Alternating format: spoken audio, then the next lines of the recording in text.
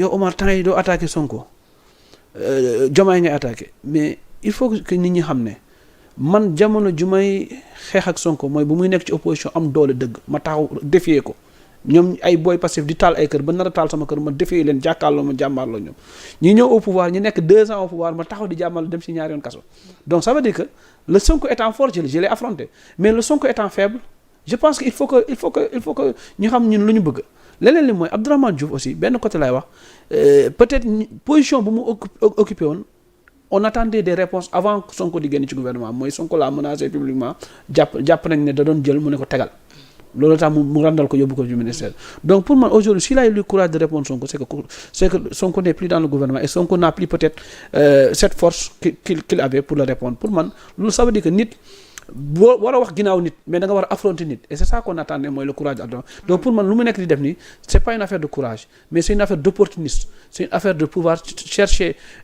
étant peut-être dans leur nouveau parti étant numéro 2 et c'est ça loolu la ñu war a ñun déployer mooy la nit boo nekkee ci dara boobu doxul da nga war a taxaw wax. mais numéro 2 bi actuellement ñu bëri dañ ko jox Mimi Touré wala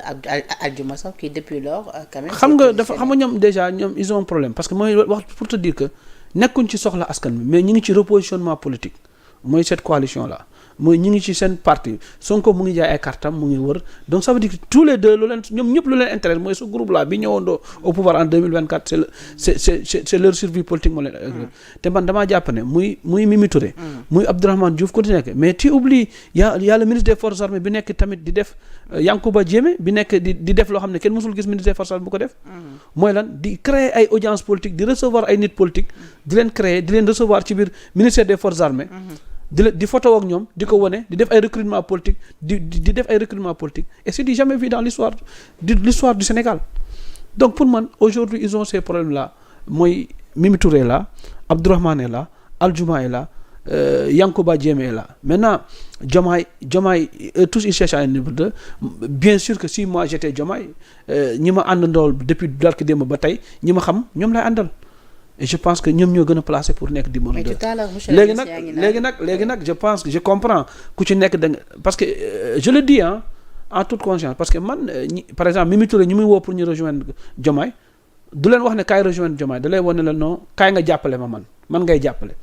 C'est le discours qui tient que ce soit Mimi Touré que ce soit Abdourahmane Diouf c'est ce discours qui tient mooy kaay nga jàppale ma. mais du kaay nga jàppale Diomaye donc ça veut dire que chaque personne muy ñoom Abdourahmane Diouf muy ñoom Yankuba muy Sonko là-bas muy tey le président Diomaye kenn ci ñoom ku ci nekk yaa ngi nekk ses calculs intérêt personnel et maintenant tout ce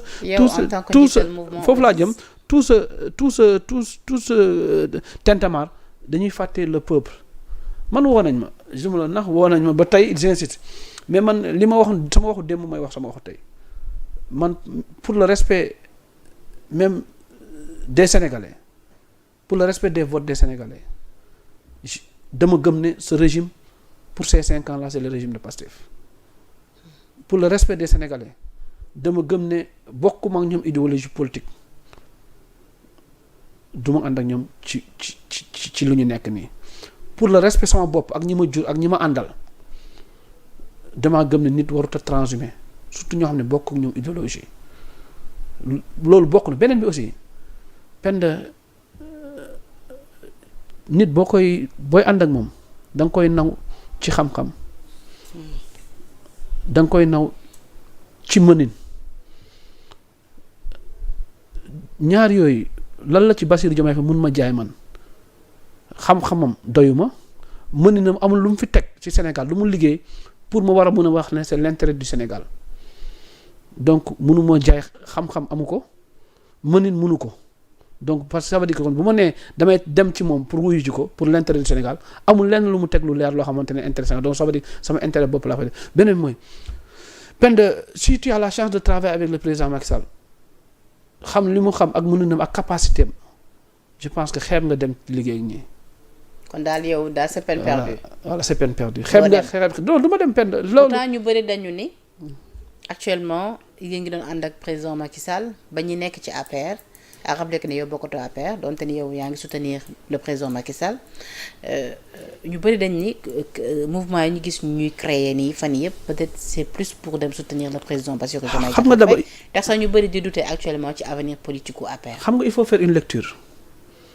ñi nekkoon dekkal ngor yëpp ñi nekk le président Macky Sall ñi transhumé mooy c'est des transhumeurs des gens qui avaient transhumé qui sont venus chez Macky Sall qui transhument dañuy continuer loolu mooy ay nomades lañu rek dañuy continuer. kon léegi Thérèse Faye. non Thérèse transhumé gul non dama ne. Thérèse non Thérèse par respect gi gu moo ne dafa transhumé mais dama ne ku ci dem tamit ñi ci dem ñëpp jamono yi fësal ko bokkuñu woon ci président Macky Sall ak ñi nar a dem ak ñiy waxaale pour dem yëpp ànduñu Abdoulaye Seydou Sow bu demee tey c'est la suite logique des choses mooy il avait transhumé pour rejoindre Macky Sall mooy nomade la day ut ñax fu mu am mu dem continuer léegi CCRS ñëw na ci APR day continuer yoonam c'est normal tey ki nga gis par exemple ku mel ni par exemple Galoba bi transhumé dem ci ñoom dafa transhumé ñëw ci APR day transhumé continuer est-ce que comprendre nga ak ñeneen mën nañu lim fi ñoo xamante ne tey dañoo transhumé ñëw ci APR dañoo transhumé continuer beneen bi mooy man Omar Sow il faut que nit ñi comprendre ma tuuti mooy man au moins j'ai eu le courage de dire non à Macky Sall même si je l'ai mal fait peut-être certains vont le juger et il y a eu des mots de trop ça je ne dirai jamais que ndam laa ci war a am mais dama ciy jéggaluwaat Macky Sall parce que mer la peut-être ci mer am na lu ma ci wax du ma ko def parce que am na loo xam ne peut-être jàng naa ko mais man du ma wor xaw ma luy wor Penda ndaxte Macky Sall bu mu taxawee dine day repousser élection yi man damaa taxaw ne ko ànduma ci Macky Sall bokk naa ci ñi ko ci waxtaan ñu mu laaj seen xalaat pour troisième mandat ñiy waxtaan man j'ai toujours refusé ce troisième mandat Macky Sall engagement bi ma waroon am ci moom wan naa ko ci ba mu mat sëkk loyauté bi ma waroon ci moom ànd naa ci moom ba mu mat sëkk